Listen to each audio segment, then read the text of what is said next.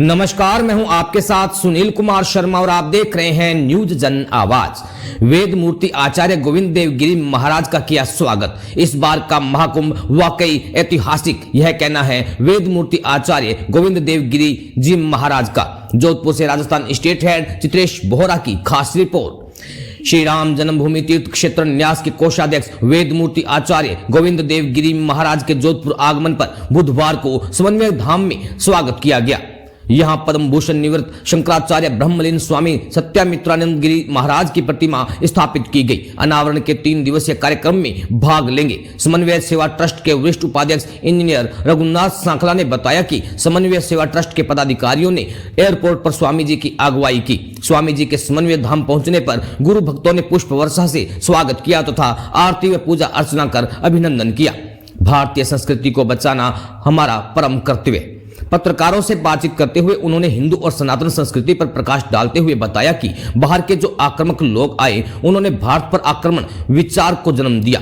संप्रदाय 2 प्रकार के होते हैं, एक आक्रामक और दूसरा अनाक्रामक। भारत में निर्मित हर संप्रदाय अनाक्रामक है, इसके अलावा बाहर के संप्रदाय आक्रामक है। इसी बाहरी आक्रांताओं से हमें अपनी भारतीय संस्कृति को बचाना अति आवश्यक है और यही हमारा परम कर्तव्य भी है। इसको मजबूती प्रदान करने के लिए हमें एकजुट खड़ा होना पड़ेगा और हमें आपस में सेतु बंधन करना पड़ेगा। हिंदू समाज में हो रहे भेदभाव से मुक्ति पानी होगी और सबको बिना किसी भेदभाव छुआछूत से दूर हटकर और एकजुट होकर सनातन धर्म के लिए खड़ा होना पड़ेगा, जिससे ही हमारे भारतीय संस्कृति की रक्षा होगी। इस बार का महाकुंभ वाकई ऐतिहासिक। योगीराज में महाकुंभ ने स्थापित किया नया कीर्तिमान। उत्तर प्रदेश के तीर्थ स्थल प्रयागराज में आयोजित हुए महाकुंभ को आचार्य गोविंद देव गिरी महाराज ने अद्भुत और ऐतिहासिक बताया। उन्होंने कहा कि योगीराज में हुए इस महाकुंभ में पिछले महाकुंभ से ज्यादा लोगों ने इस तीर्थ का लाभ उठाया है। उस महाकुंभ में भी प्रबंधन व्यवस्थाएं सुव्यवस्थित थी और इस बार और भी ज्यादा सुव्यवस्था थी। मुख्यमंत्री योगी आदित्यनाथ के अथक प्रयासों से इस महाकुंभ ने नए कीर्तिमान स्थापित किए हैं। लोगों का अपार उत्साह सारी सीमाएं तोड़कर आगे बढ़ गया। इस बार हमने कल्पना की थी कि ज्यादा से ज्यादा 40 करोड़ लोग पहुंचेंगे, परंतु 65 करोड़ तक लोगों ने संगम में डुबकी लगाई और आनंद उठाया, जो अपने में एक बड़ी बात है। इन भक्तों ने यह सिद्ध कर दिया कि भारत की मूल धारणा धर्म भावना है। राजस्थान स्टेट हेड चित्रेश बोहरा की रिपोर्ट रहिए न्यूज जन आवाज। पहली बात तो यही कि जो सेतुबंध की बात जो अभी वो तीसरी बात, आज जोधपुर में मैं एक विशिष्ट प्रसंग को लेकर के आया। हमारे सर्वमान्य सर्व लोकविदित पूज्य गुरुदेव ब्रह्मलीन स्वामी पद्मभूषण सत्यमित्रानंद गिरी जी महाराज का एक सुंदर विग्रह यहाँ पर स्थापित होने जा रहा है। उसकी स्थापना कल होगी और फिर विधिवत उस विग्रह के सामने बैठ करके साधन का क्रम भी साधक लोग चलाते रहेंगे। महाराज का जो व्यक्तित्व रहा वह समन्वय का व्यक्तित्व रहा है। उन्होंने अपने जीवन में, जैसा कि मैंने अभी बताया, हमें आराध्य के रूप में भारत माता का मंदिर प्रदान किया और मंत्र के रूप में समन्वय का मंत्र दिया। समन्वय ही आवश्यक है। हमारे देश की संस्कृति समन्वयात्मक संस्कृति रही है और इसीलिए हमारे देश में विविध प्रकार की उपासना पूजाएं निरंतर चलती रही। यहाँ सगुण भी है, निर्गुण भी है और निराकार है, साकार है। सभी प्रकार की उपासनाएं यहाँ पर चलती है और कहीं पर भी किसी प्रकार का एक दूसरे के साथ संघर्ष नहीं हुआ। लेकिन जिन बाहर के आए हुए लोगों ने आक्रमण किया, उनका विचार ही आक्रमणकारी विचार है। देखो, 2 प्रकार के संप्रदाय होते हैं, आक्रमक और अनाक्रमक। भारत में निर्मित हर संप्रदाय अनाक्रमक है और बाहर के संप्रदाय आक्रमक है और इसलिए यदि इन आक्रमक संप्रदायों के सामने हमें भारतीय संस्कृति को बचाना है, तो जो कि हमारा परम कर्तव्य है, तो हमें आपस में मिलजुल करके ही रहना पड़ेगा। हम लोगों को आपस में सेतु बंधन करना पड़ेगा। हम लोगों को प्रांतवाद, भाषावाद, जातिवाद, पंथवाद, इनसे ऊपर उठ करके हम हिंदू है इस भावना से, हम सनातन है इस भावना से एकजुट होकर के काम करना पड़ेगा। तब जाकर के भारतीय संस्कृति की रक्षा होगी। क्योंकि जैसा मैंने संकेत किया था, अनेक लोग भारत को तोड़ने में जुटे हुए हैं और यह भारत तेरे टुकड़े टुकड़े होंगे ऐसे कहने वाले लोग हमारे देश में रहते आए हैं। यह बात अत्यंत विचित्र है, घृणास्पद है और क्षोभकारक है, लेकिन हम लोगों को इसके लिए उत्तर देना चाहिए। हमारे मन को विशाल बना करके भारत के सभी संप्रदायों को साथ लेकर के हम लोग चलेंगे, उनके भीतर प्रेम का सेतु बंधन करेंगे और उनसे ये कहेंगे कि भारत माता हमारी माँ है, सबकी माँ है और सनातन विचार हमारा विचार है, उसके साथ जुड़ करके काम करेंगे।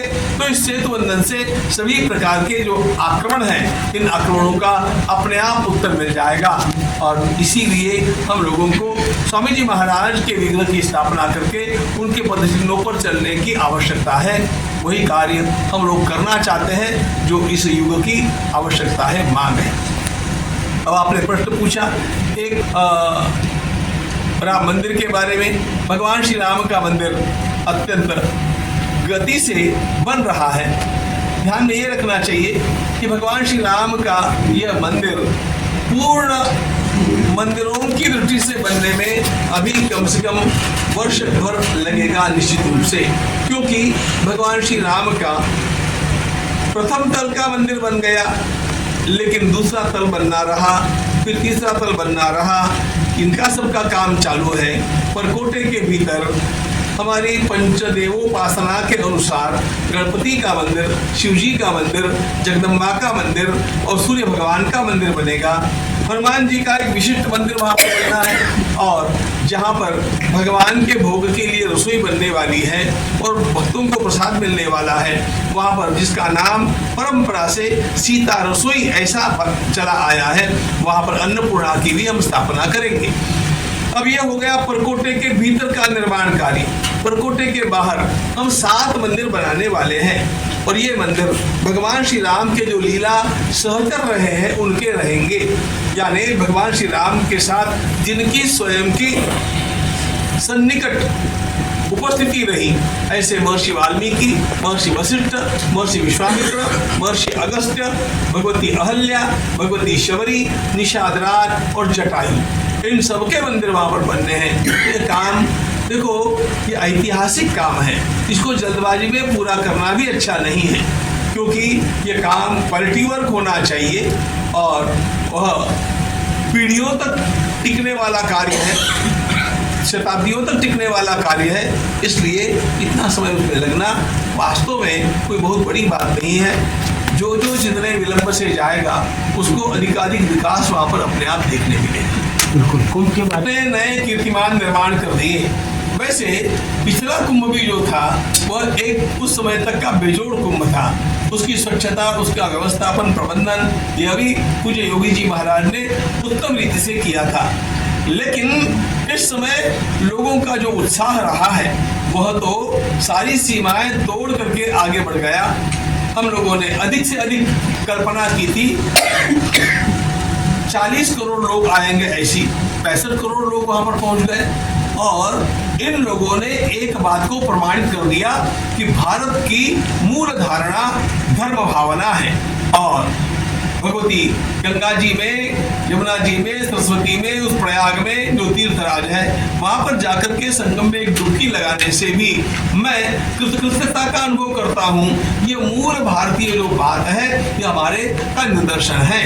पूरा राष्ट्र वहां पर एकत्रित दिया गया था, सारे संप्रदाय वहां पर थे, सभी प्रकार के भाषा के लोग, सभी वर्णों के, सभी जातियों के, सभी प्रकार के लोग वहां पर एकत्रित आकर के सब भेदभावों को भूल करके और अपने सनातन के विचार के साथ एकरूप हो चुके थे। यह श्रद्धा, यह भारत की ताकत है, यह भारत का सबसे बड़ा प्रबल आधार है और इसलिए इस श्रद्धा को पुनः एक बार जागरूक करने में और विश्व के सामने लाने में हमारे पूज्य योगी जी महाराज ने जो कमाल का प्रबंधन वहां पर किया है, मैं उनकी भूरी भूरी स्तुति करता हूं, प्रशंसा करता हूं। उन्होंने इसके लिए जो मेहनत की है, इसके लिए जो योजनाएं बनाई हैं, वो सब कुछ अद्भुत था और मुझे विश्वास है कि विश्व की अनेक शक्तियां वहां पर आकर के उसका अध्ययन करने में मग्न हो गई कि इतना बड़ा कुंभ आयोजित किया भी कैसे जा सकता है। तो ये सारी बातें भारतीय संस्कृति का, राष्ट्र का गौरव बढ़ाने वाली बातें हैं। मैं व्यक्तिगत रूप से इन बातों को जानता हूं कि जिन लोगों में कोई धर्म की श्रद्धा नहीं है, ऐसे भी लोगों के मन में ललक उठी कि हम भी जाकर के एक डुबकी लगा करके तो आवे, और जो लोग वहां पर जाकर के डुबकी नहीं लगा पाए वो लोग लौटने के पश्चात वापस जाकर के डुबकी लगा करके आए। लोगों को ऐसा लगने लग गया कि यदि मैंने इस समय डुबकी नहीं लगाई तो I will miss something very valuable. तो यह जो भावना है ना, यह हमारे ऋषियों के तप का प्रभाव है, हमारे आचार्यों की शिक्षा का प्रभाव है, हमारे संतों के द्वारा लोगों में प्रेम से धर्म का जो प्रचार किया गया उसका प्रभाव है। और कम से कम 3 पीढ़ियां तो इस कुंभ को याद रखेगी। इतना सब कुछ इस एक कुंभ ने हम लोगों को प्रदान कर दिया। Guinness book of world records में यह कुंभ अनेक विषयों में अग्रणी होकर के आ गया। यह सब कुछ कमाल की बात हमारे धर्म की अजेयता को, अजिंक्यता को और राष्ट्र के सामर्थ्य को दिखाती है।